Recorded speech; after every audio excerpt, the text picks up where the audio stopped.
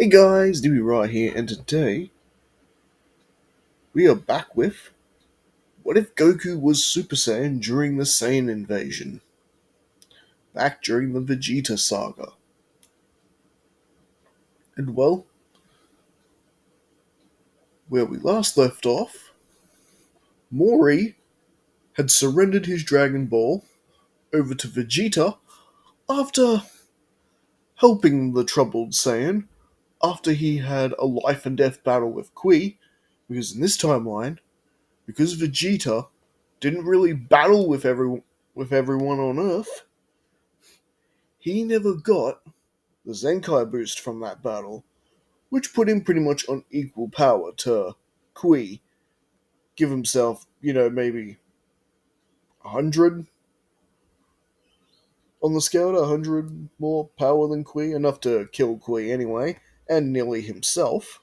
If it weren't for Moori healing him, he would have died from overuse of his energy, or ki, if you prefer. Bottom line is, we are continuing.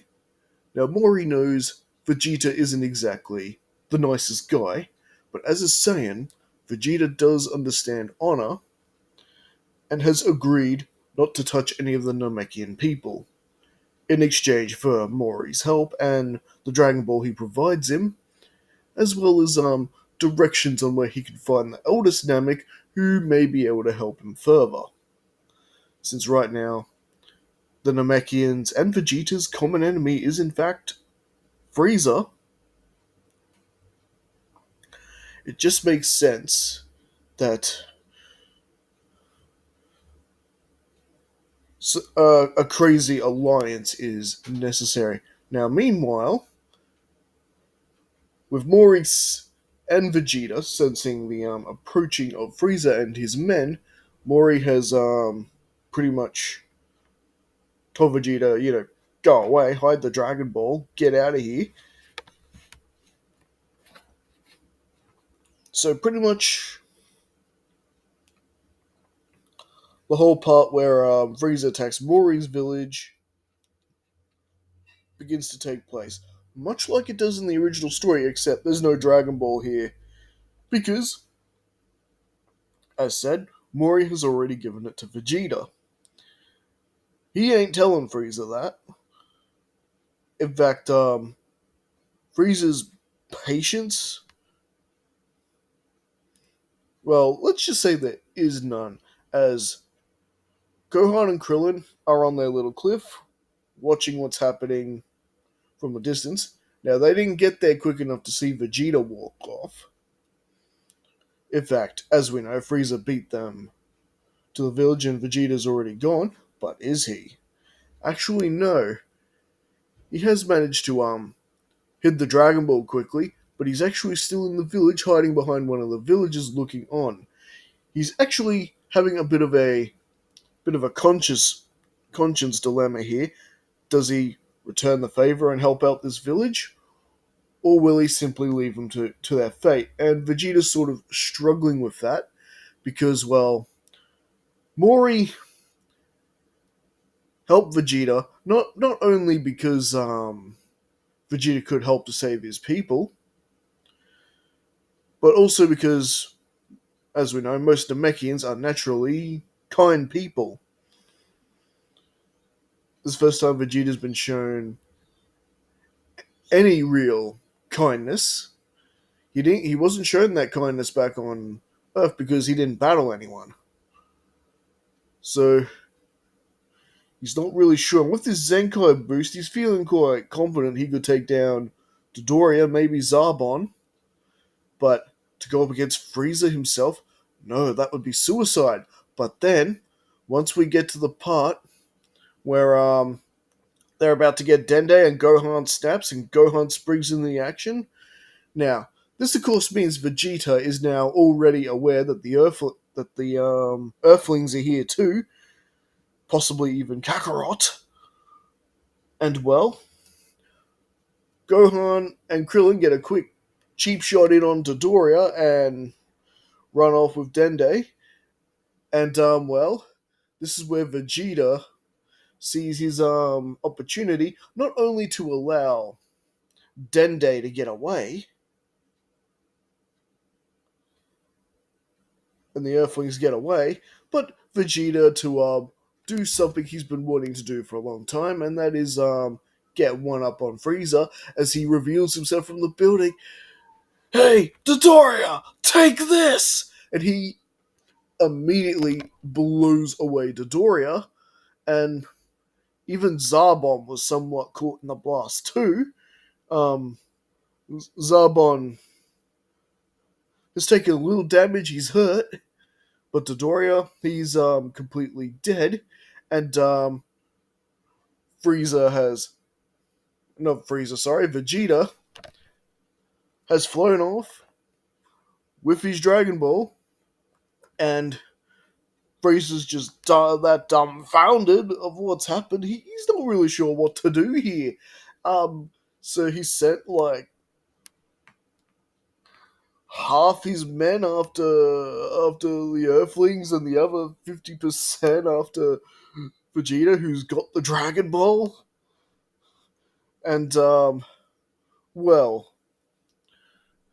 Vegeta is easily able to outfly Frieza's men, but he doesn't quite want to do that. He's slowing down enough that they can keep up. He's just trying to get them as far away from Frieza as possible. And well, Zarbon in his current condition, he's not much use. The only thing he can do is pretty much accompany Frieza back to the ship and get himself healed up while he calls the Ginyu Force. That's pretty much all Zarbon can do at the moment. And so Vegeta lures enough of Frieza's men away that he just has a bit of fun making sport of them and pretty much destroying 50% of the men that Frieza had with him. As for Krillin and Gohan, while they probably could take on Frieza's men, the numbers still have Krillin and Gohan somewhat worried. So, much like when Dodoria is chasing him, Krillin resorts to using the solar flare. And, well, they fly Dende back to the cave where Bulma is staying in a capsule house, and she has good news that Goku is already on his way, and that he'll be there in 6 days, something like that.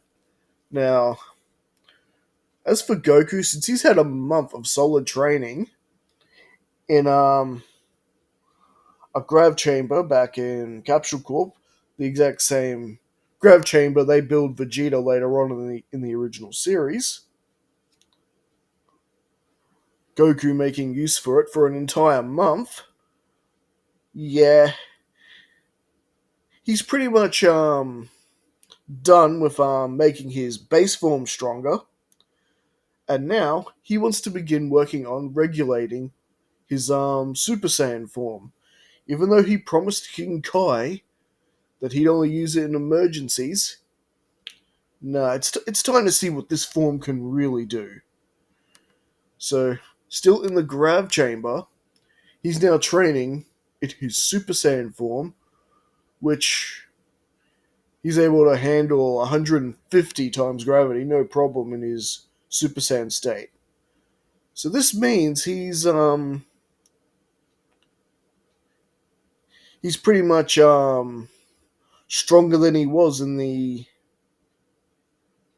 when he first arrives on planet Namek already, and he has barely started the 6 days travel on his ship yet.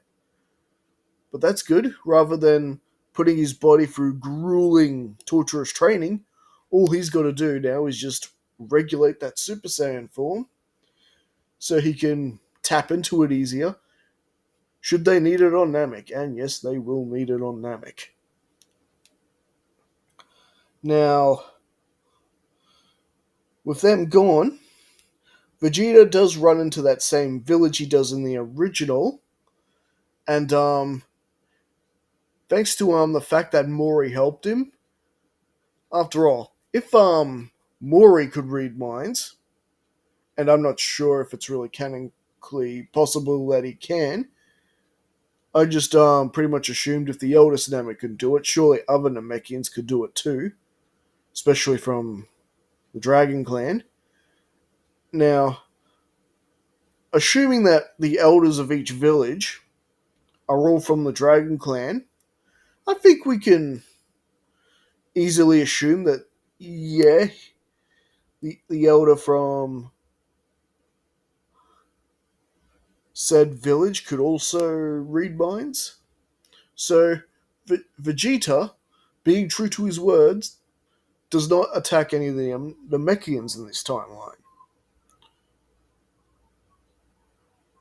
Surprisingly, yes, a Saiyan does understand honor, and to go against that would be against the whole Saiyan pride thing. And turns out he doesn't even need to because that elder can read minds. He understood Moori helped him. He understands the situation, and like that, Vegeta has two Dragon Balls, and Vegeta advises that they leave this village immediately in the event that Frieza's men shown up. Even though the Scouters are destroyed, they could still find the village by chance, and surely Frieza would have called in reinforcements by now that have Scouters. So they accept Vegeta's word, and they're making off into the mountains, hiding in caves, wherever they can, basically. And Vegeta is quite surprised that they actually believed him, but he remembered that Moori could read minds. And well, as for the Dragon Balls himself, he hides them the same way he does in the original, he just drops them in the water.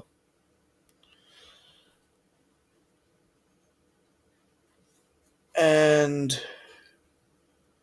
well, Vegeta is now off, following Mori's advice to go see the eldest Namek, Guru. And this is where things pretty much get hilarious here, because he pretty much arrives there at the same time as Krillin and Dende. Yes, Krillin and Gohan did notice Vegeta before he blew away Dodoria. I thought it was weird that Vegeta sort of helped us back then. But yeah, when he sensed Vegeta coming, that he was heading their direction, and even though they were trying to fly and take it slow like they do in the original, Krillin realized that there's no way Vegeta could have sensed us all the way out here, so he must be going for the eldest Namek too.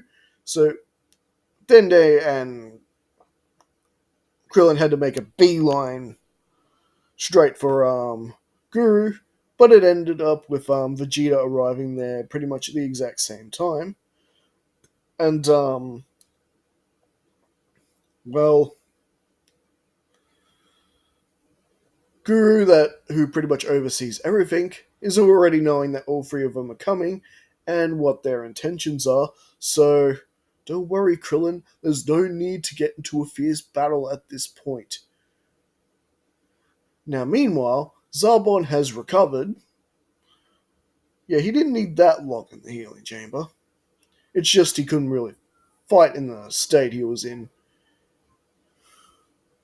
Not without losing, for sure.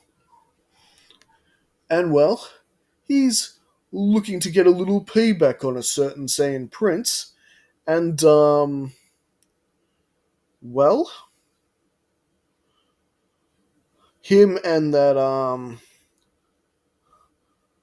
other member of the Frieza Force Zarbon was with have split ways, and the yellow guy finds the village, the one that Vegeta destroyed in the original timeline, but in this timeline has actually spared, including the villages. But Yellow Guy can't seem to find anybody, so all he can really do is report back to Frieza that he found a village but couldn't find a Dragon Ball or any villages anywhere.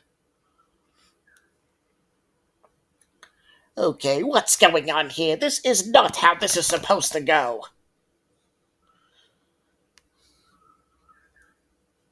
And yes, Frieza has indeed called in the Ginyu Force. And so essentially, we have.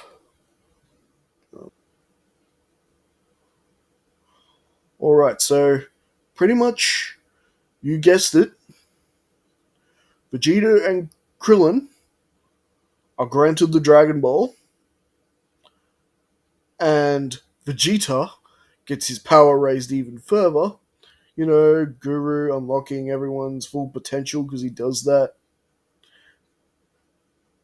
Even though Guru doesn't quite fully trust Vegeta, but he did help his people not once but twice.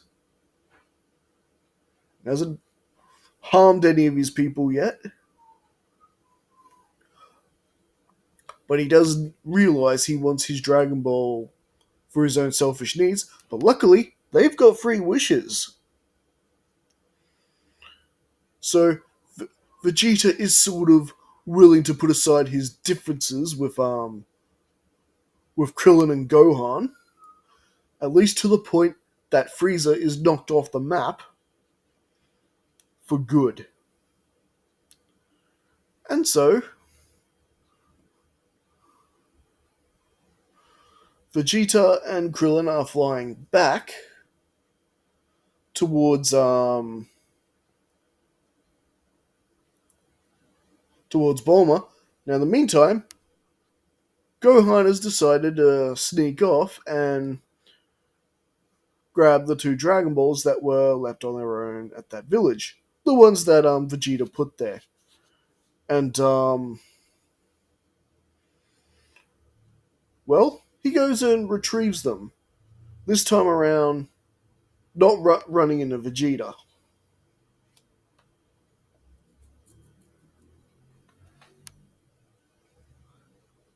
And well, Zarbon does indeed find Vegeta, and Vegeta hands Krillin the Dragon Ball.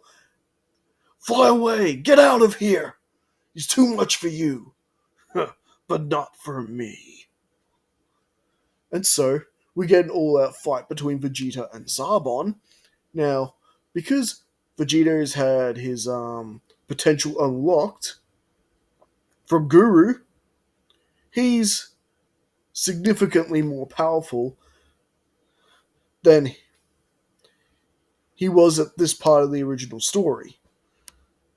In fact, when Zarbon transforms, it's not that much of a big worry to Vegeta because Vegeta can still sense that he's still a lot stronger than Zarbon is at this point, and he's pretty much able to take down Zarbon no problem, and does away with him just like he does Dodoria.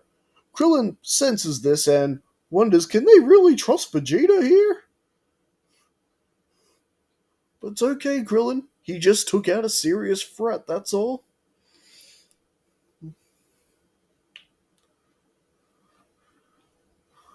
If Vegeta wanted you dead, you'd already be dead. And well, Vegeta catches up to Krillin, who's at Bulma's base. Ha! So that's three of the Dragon Balls. And Bulma mentions two more, because Gohan's going to retrieve two more Dragon Balls. Ha! So that's five. But Vegeta doesn't realize that Gohan's grabbing the two Dragon Balls he collected.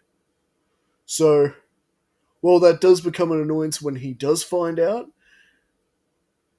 he can't help but actually not get mad this time around because, well, they're working together, for starters, and now three of the Dragon Balls are together, and they're able to find them thanks to this dragon radar that this girl built.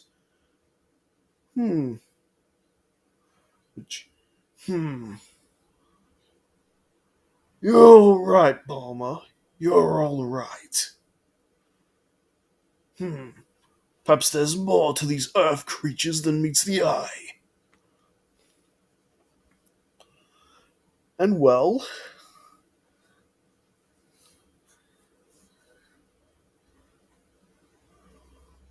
next, Vegeta is basically deciding on his next move.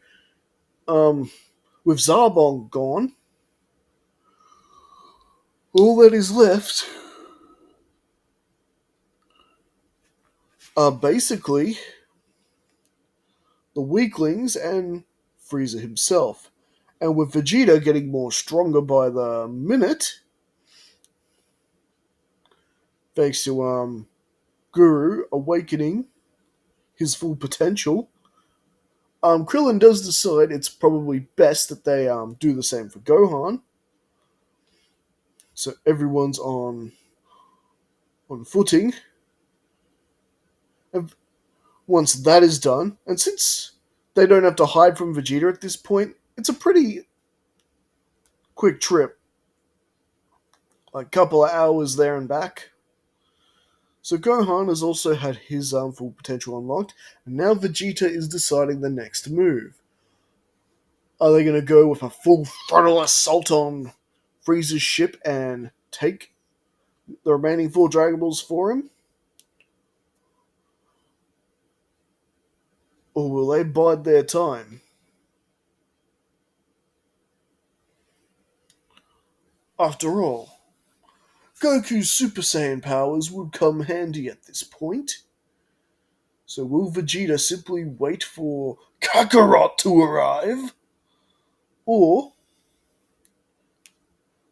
with their newfound powers, will Gohan, Krillin, and their new ally Vegeta, who still doesn't really like him all that much, raid Frieza's ship? We will leave that for next time. So what do you guys think anyway? So, as always, don't forget to like and subscribe to the channel, leave your comments, and we'll definitely be back for the next one. Alright, catch us all later.